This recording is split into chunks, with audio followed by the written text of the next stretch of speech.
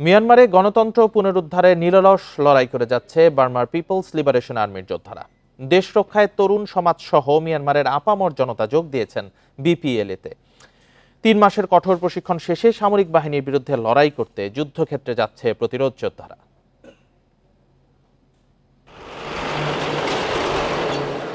২০২১ সালে সামরিক অভ্যুত্থানে শেষ হয় অং সান সুকির গণতান্ত্রিক সরকারের সংক্ষিপ্ত অধ্যায়।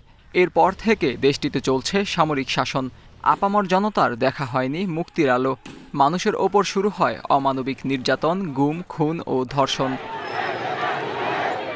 মিয়ানমারে গণতন্ত্র পুনরুদ্ধারে অন্যান্য গোষ্ঠীগুলোর মতো লড়াই করছে বার্মার পিপলস লিবারেশন আর্মি। গোষ্ঠীটির নেতৃত্ব দিচ্ছেন যুদ্ধবিরোধী কবি মং সাউংখা।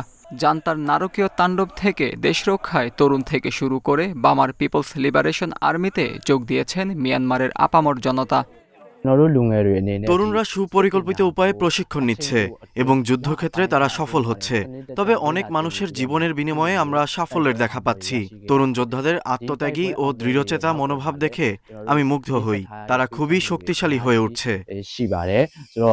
নিজের স্বার্থ ত্যাগ করে বিপিএলএতে যোগ দিয়েছেন ১৯ বছর বয়সী তরুণী আমোরা। প্রশিক্ষণ শেষে জান্তার বিরুদ্ধে লড়াইয়ের সংকল্পে অবিচলিত এই তরুণী। যতটা ভেবেছিলাম এই প্রশিক্ষণ তার চেয়েও কঠিন। মাঝে মাঝে আমার খুব কষ্ট হয়, তবে প্রশিক্ষণ শেষ করে লড়াই করার ব্যাপারে আমি নিজের কাছে প্রতিশ্রুতিবদ্ধ। প্রশিক্ষণের কষ্ট নিয়ে আমার কোনো অনুশোচনা নেই। সংঘাত ও মানবাধিকার নিয়ে মিয়ানমারে স্বতন্ত্রভাবে কাজ করছেন ডেভিড স্কট ম্যাথিসন। জান্তা বাহিনীর অসহনীয় বর্বরতার কারণে দেশটির তরুণ সমাজের হাতে অস্ত্র উঠেছে বলে জানান তিনি। গত অক্টোবর থেকে অপারেশন 1027 চালাচ্ছে গণতন্ত্রপন্থী গোষ্ঠীগুলো। সম্মিলিত অপারেশনে ক্রমেই কোণঠাসা হয়ে পড়েছে সামরিক বাহিনী। হাতছাড়া হয়েছে অসংখ্য ঘাঁটি। আত্মজুর রহমান, ইন্ডিপেন্ডেন্ট নিউজ।